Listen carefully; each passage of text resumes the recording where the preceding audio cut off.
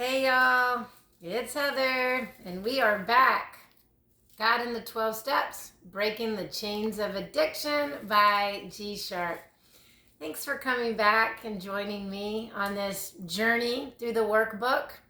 I really am wanting to reach the one that, like me, felt isolated, lonely, in shame, guilty, fearful that you would find out who I really am or was, struggling to face the reality of self-destructive behaviors. Can anybody identify with the insanity of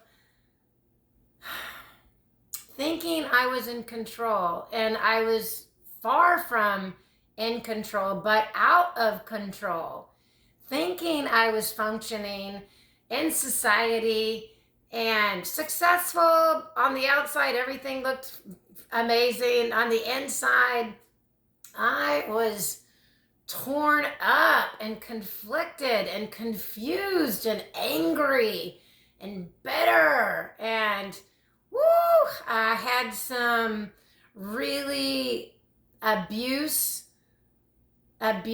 relationships that impacted why I drank or did drugs or medicated in whatever fashion that helped fill the void or the pain or just not wanting to face life. And so I struggled. And in that, I didn't realize that I would years later get to where I'm at today. So this is a message of hope that if I can do it, anybody on the planet can do. Apart from God, we can do nothing. And even when I had no relationship with God, none, I hated God for what happened to me. God always ended up showing up and rescuing me and getting me to a place where I landed in a treatment center, and that's what saved my life.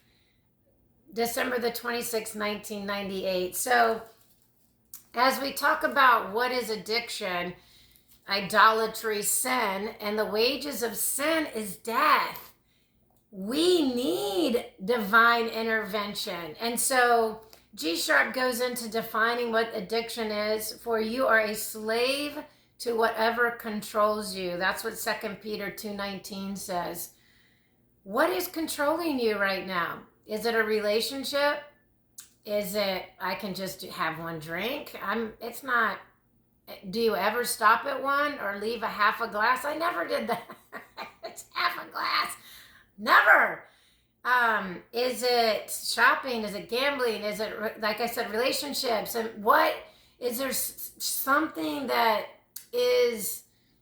has a stronghold over you, that's holding you captive, that you're not free? And ask God to show you, to reveal the truth of if there's any deception or denial. Denial was a huge one for me. I'm not an alcoholic, crazy. I'm normal. I'm fine. This is what everybody does. Yeah. So I had to come to the place that, well, I didn't care about what people thought about me. It became more about wanting to live, fighting for life. And that's what I had to do for myself. And as G Sharp goes into shame, the shame, I didn't want people to know what I had experienced. So I held on to shame, or what happened to me, the abuse, fear of being exposed to really who I am or was, and not wanting that to be revealed. I really blamed, my goodness, I blamed everybody but myself. And so, finally getting to the place of, how did I get to where I'm at? And I'm a big girl. It's no longer my mommy and daddy's fault. It is my fault, because I made the decisions that I made to get to where I got to. And nobody was making me do it. I did it on my own, and I had to come to the truth that eventually set me free, and I'm so grateful for that. The secret life, the things that I did when I wasn't sober. Today, I would never, looking back, do the things that I did while I was in active addiction, ever. And it just made me get to a place of blackouts. I don't recall um, these destructive behaviors.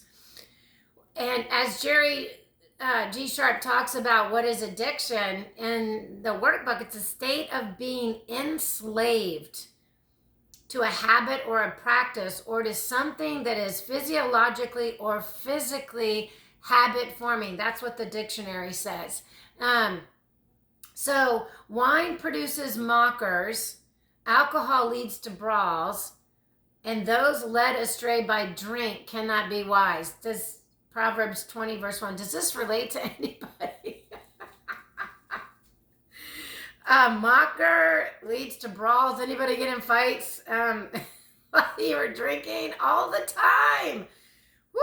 Brought out my anger issues, my rage that was hidden within me.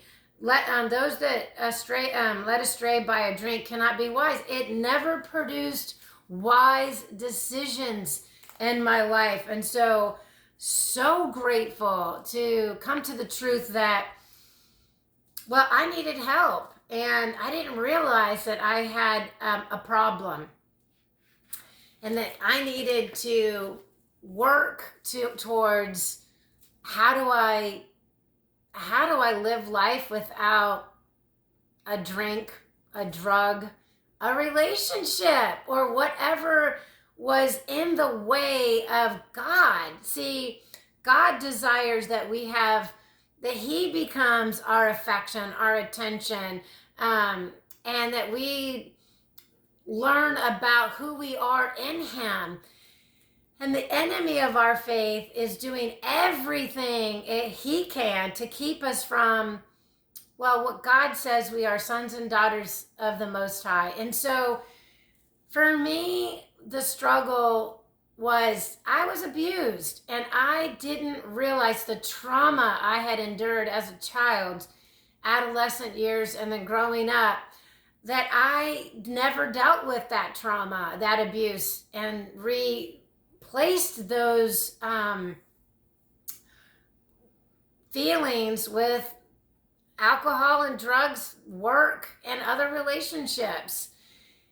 And when I was ready to hear what the truth was and that I needed help, and honestly, it took my job that would not take me back until I said yes to completing the treatment center program, and then they would take me back. And I am so grateful that I allowed myself to learn why was I not wanting to face the past.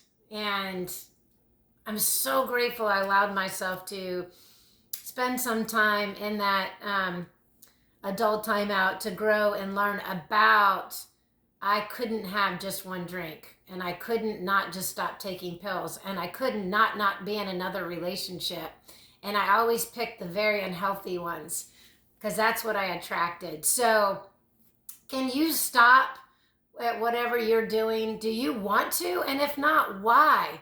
Why don't you want to stop?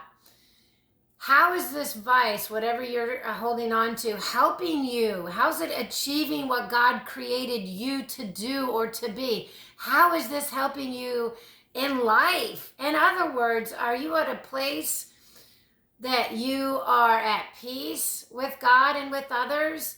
And if not, ask God to show you what it is that is holding you captive and is robbing you from what he has for you so that you can live the abundant life that God died for, that Jesus died for. And I just want to leave this with you. And I know that his grace, his 2 Corinthians verse 12, chapter 12, verse 9 says, my grace is sufficient for you, for my strength is made perfect in weakness. So My weakness became my greatest strength in Christ because of forgiveness and grace. God has that for you too. Allow Him to help you define what is keeping you from Him. You are worth it. You are worth it and valued. May God bless you. Looking forward to the next chapter in the workbook. Take care.